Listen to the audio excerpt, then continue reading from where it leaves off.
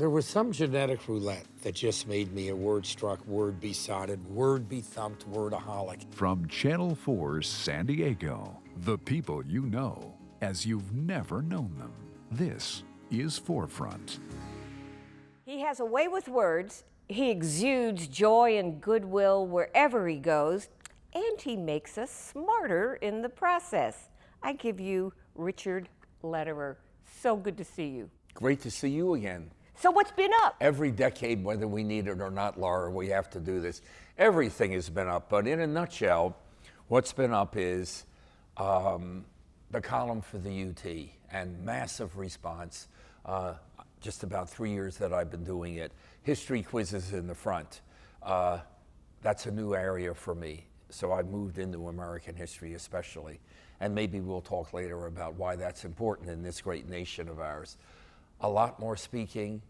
Laura, quite simply, San Diego is the city that has helped Simone and me, Simone, my wife, to become the people we always thought we could be. And that is the process that continues. A lot of charity work and a lot more poker. We'll get to the books in just a second. Oh, books, but yes. But right now, we're going to take a look back in time. The year was 2005, and we interviewed Mr. Lederer. So take a look at what was.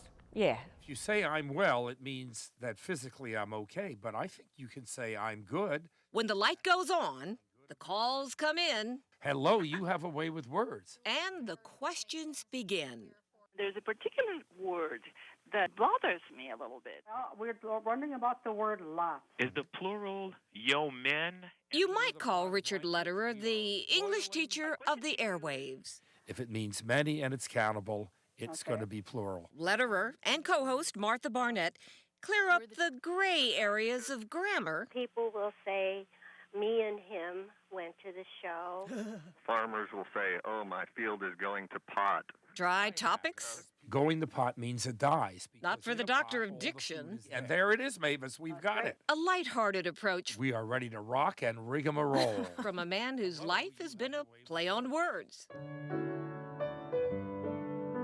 Richard Lederer was born in 1938, the youngest of 5 siblings growing up in West Philadelphia. His mother hoped that one day Richard would become a doctor or lawyer. In high school, he was a standout athlete with an undeniable affinity for English. When Richard graduated, he followed his mother's wishes. He enrolled in medicine, then switched to law, studying at Harvard. But in reading the law, it was the words that jumped from the page. Richard found his true calling in language. While at Harvard, Richard also found his wife. He began teaching English at a top prep school in New Hampshire, and the couple started a family. Richard and Dee Dee had 3 children, but after more than 20 years of marriage, the couple split up. And after 27 years at the same prep school, Richard made a career change. He began writing. In 1991, Richard married Simone Van Eggeren, and in 1997, Richard's career took a leap to San Diego, when Richard was invited to turn his writing to rhetoric. What are you thinking about today linguistically? His co-host has changed, but he's still there. Richard calls himself a verbivore, one who feeds off words. Yet he never seems to run out of them. Oh, yeah, capital right. Idea, capital of California. Whether in print or before a crowd. How many words are in the English language? His work is also his recreation, something he's passed along to his kids. His oldest daughter, Annie, and son, Howard, both play poker professionally. Katie, the youngest, caught Richard's writing bug, a family tradition of relying on wits. Today, Richard's a grandparent, but you won't hear him talking about retirement. This is the briar patch of the English language. When it comes to language, he'll always have something to say. I'm Richard Lederer, inviting you to join us next time for another spellbinding hour of A Way with Words.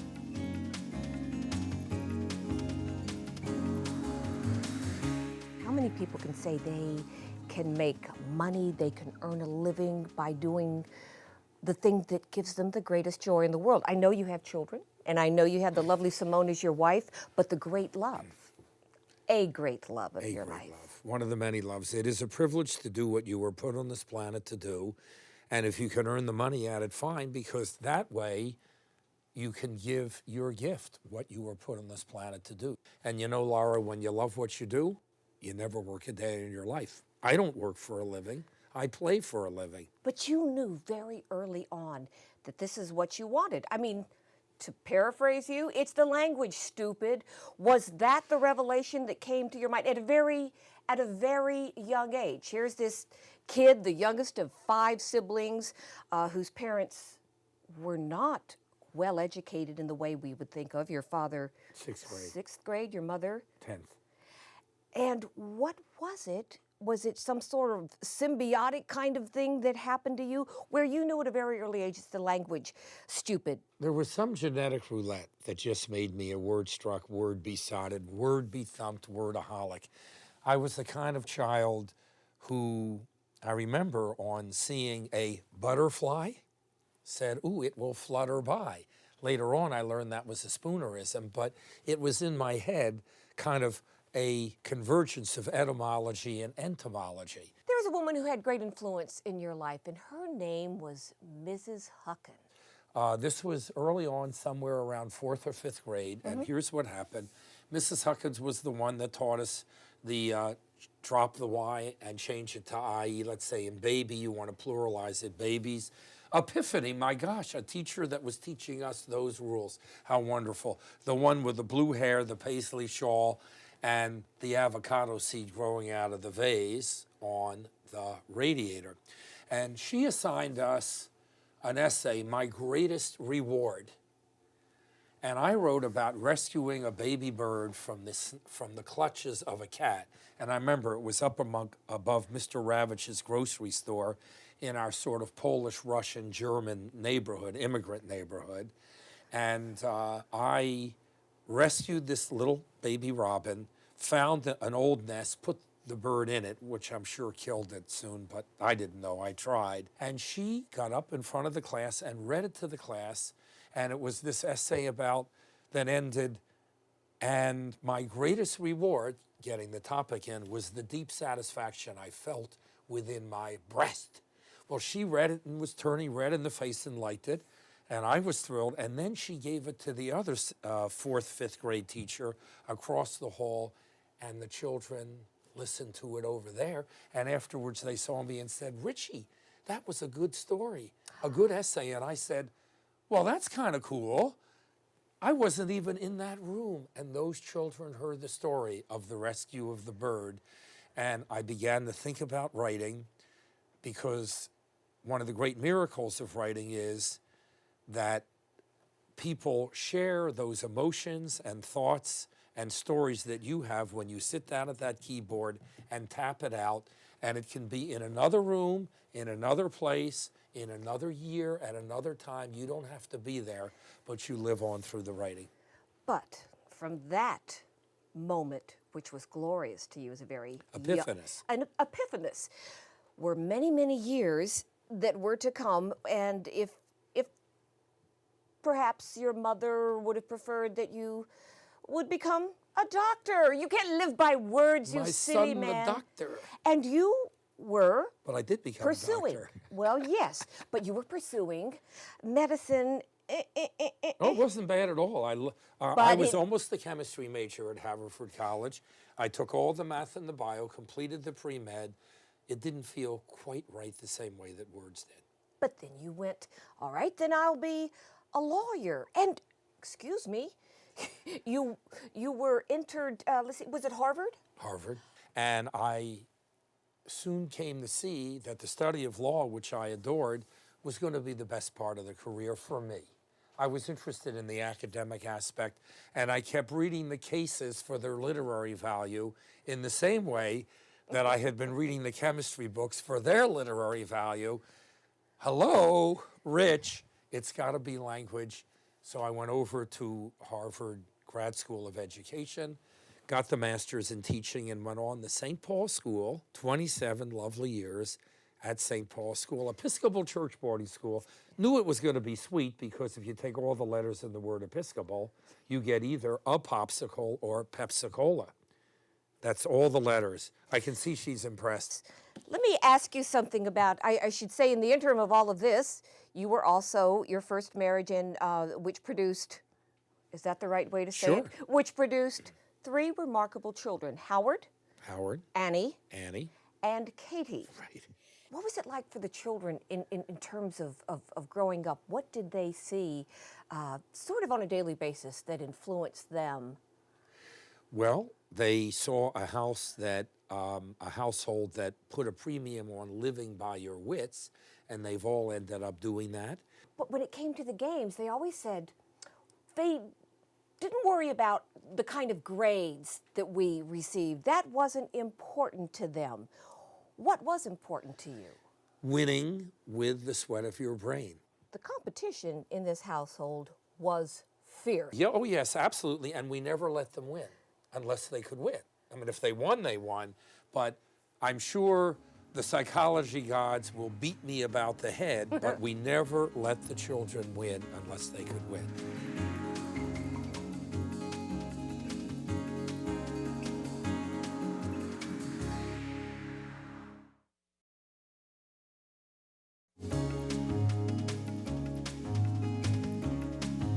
What do we love about words? What do verbivores enjoy? The answers are as multifoliate as the number of herbivores themselves. Polytheism, belief in many gods, polygamy, marriage to many women. So look at politics. Poly is many, ticks are blood-sucking parasites. And that is how you do it. Your alarm clock goes on by going off and off by going on. You get inoculated for measles by being inoculated against measles. You add up a column of figures by adding them down, and you first chop down a tree, and then you chop up a tree. Can you end a sentence with a preposition? Well, of course you can. Winston Churchill had a sentence mangled, ruined, when an officious Whitehall editor untimely ripped the terminal preposition from the back, jerked it to the front, and ruined the sentence, and Churchill thundered off in a letter, "This is the kind of arrant nonsense up with which I shall not put." And have you heard about the little boy up at his bedroom, and his father brings, I can see you now, and his father brings up a book about Australia, and the little boy looks at his father and says, "What did you bring that book that I wanted to be read to out of from, about down under up for?" The prepositional phrase and its placement. Abraham Lincoln wrote the Gettysburg Address while traveling from Washington to Gettysburg on the back of an envelope. A Right from TV Guide. Alista Yoko Ono will talk about her husband John Lennon, who was killed in an interview with Barbara Walters.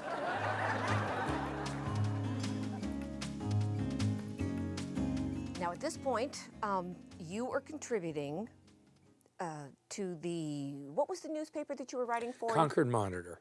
And when did this start, and how long did this column? June of '81, Looking at Language began in the Concord Monitor. It's now in a number of papers and magazines, but that was the mother lode. Basically, from this column came Anguished English. At the bottom of the column, it would say, "Please send your inquiries and observations to Richard Lederer, St. Paul School, Concord, New Hampshire, 03301.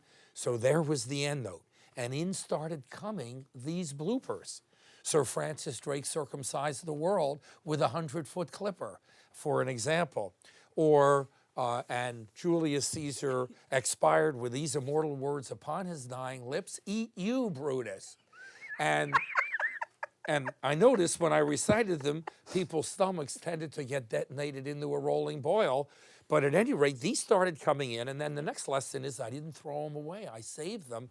I get a call. "Hi, my name is Charles Wyrick, and I'm from Charleston, South Carolina. We love your bloopers down here, and I'm a new publisher. I'd like to do a book, but do you have any more than the student bloopers?" And I said, "Oi." "Yes, Mr. Wyrick." "Oi." She's an oyster, notice, and don't clam up on me.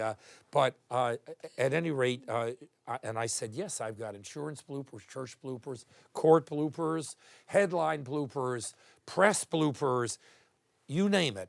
And he said, "Well, we got a book here," and out came Anguished English. And as you said, in '87, and particularly in '88, became the best-selling language humor book of all time. At what point did English, its success, and other books that follow allow you to leave New Hampshire basically for the world? Yeah, I'm awfully glad I was at St. Paul School, and teaching in a classroom is not something to leave when you make it, because I had made it as a classroom teacher. But I did yearn for a larger stage, and I felt after almost 30 years at St. Paul's, 27, it was time to go. So I left in 1989, kept a lovely association with the school, and came to San Diego in January of 1997. My wife and I, and we play golf and tennis, knew we loved the weather in San Diego. We had a feeling, we weren't sure, but we sure found out very quickly the climate for my work as a fly by the roof of the mouth, user-friendly linguist, wizard of idiom, Attila the pun, Conan the grammarian, word struck, word besotted, word bethumped, wordaholic. San Diego has been the perfect place, and the jewel in the crown of my teachership is A Way with Words on KPBS each weekend. Which started in 1997? That's correct, in June of 97 with Charles Harrington Elster, and 5.5 wonderful years with Charlie, and now with Martha Barnett, and very much enjoying working with her. Our listenership keeps growing, and it is 1 hour about language, from puns to punctuation, pronouns to pronunciation, diction to dictionaries, palindromes to philological palaver, and we are flooded with telephone calls. It seems as though people can't get enough of it. We're wondering about the word lot. Is it a plural word or a singular word? We say there are a lot of birds, but there is a lot on my plate. I think it's the difference between amount and number. So when you can count it and it means many, it's plural. So there are a lot of birds, but there's a lot of trouble because you can't count it. And Mavis, you know, I wasn't sure that I knew that when I went into this, but I do now because we've helped each other along. I mean it. Yeah, Mavis, I think you helped us clarify our thinking on that. That's great. Amount versus number. And I know something now that I did not know when that call began.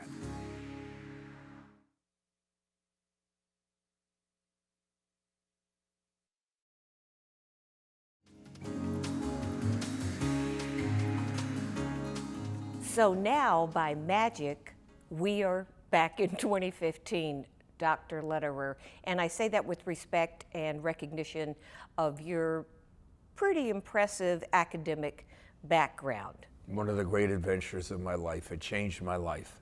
It really did, getting the doctorate, because I discovered linguistics, the scientific study of language. So I had moved from literature, and I was initially, you know, a pre-med, and then I went to Harvard Law School. Laura, you have to blow up the distance between who you are and what you do. I suspect Laura Buxton knows exactly what that is, and when you do it, you never work a day in your life, and your energy is infinite. That makes me think of your appreciation and hunger for knowledge, also as an observer. What do you think of the digital age with this generation as we are now? How has it impacted language? It's a different language. You know, way back Socrates, who never wrote a thing down, he had Plato to do that. In Phaedrus, he said, the invention of the alphabet will dull men's minds and destroy their memories. And it was true, because back then, the Iliad and the Odyssey were written by illiterates, but they were memorized, and that's how we got them. Do you know in Shakespeare's day, the average number of rehearsals for a play was 3, and they had the whole thing. But with us, with print, etc., it dulls our memories, but it makes some other things very, very strong. Are there trends or things today that drive you crazy? Usage, contemporary ones? I could name a number, but I have to preface it by saying the deeper you get in the language, the more you understand why the mistakes are made, and therefore the less you focus on it. So people, for example, who say library or February or forward, that's the medial double R rule, where people drop one of 2 R's when they're separated in the middle. Nuclear, I'm not happy about it, but I understand that it's a switch It's like realtor. It's the same thing of a vowel and a consonant, and you do understand this is what happens. I would be so remiss if I didn't mention how many books you've written, and that they don't just involve, there are 3 classifications I know of books you write. One would be for children. Right. And that's since the last time, all 9 of them, most recently Monsters Unchained, limericks, poems about various monsters. The invisible man came to dine. He sat right to my left, which was fine, but his rumblings abdominal were simply phenomenal, and everyone thought they were mine. That's one of many. What a joy. It was like a small death when I finished that book. And it was, because I loved it so much. And you're never finished, but you have to stop at some point, or the publisher's not happy. So that happened to be my 9th children's book. It was out this past Halloween. Then, largely since we've seen each other, and that is books that are not about language. So I have 3 history books, American history, seniors, growing older, and just a lot of things on accretion of social wisdom, happiness quotients, and so on. A lot of jokes. Hey, Laura Buxton, I am so old that when I was a boy, the Dead Sea was only sick. Just to take one of a bazillion jokes in there. Teachers who change our lives. Doggies and kitties. So those are some separate. Separate. One for dogs, one That's for right. cats. One for caninophiles and one for ilurophiles. You know the difference between a cat and a comma? Just to take one from the cat book, well, a cat has claws at the end of its paws, and a comma is a pause at the end of a clause, just to take one. And so those, and then of course the language, and many books I consider amazing words, my career capper, but a number of others too.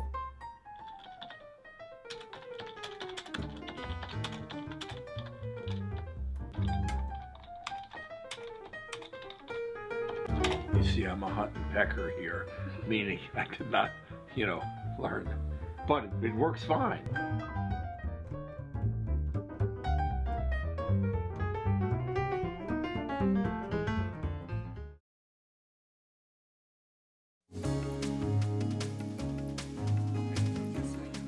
A Way with Words, which became legendary and is still on the air. Quite. I frankly don't think it's the same without you and Charles, because you two had a wonderful rapport, and it seemed as though there was more humor and ease, or something that just made it not just informative but entertaining.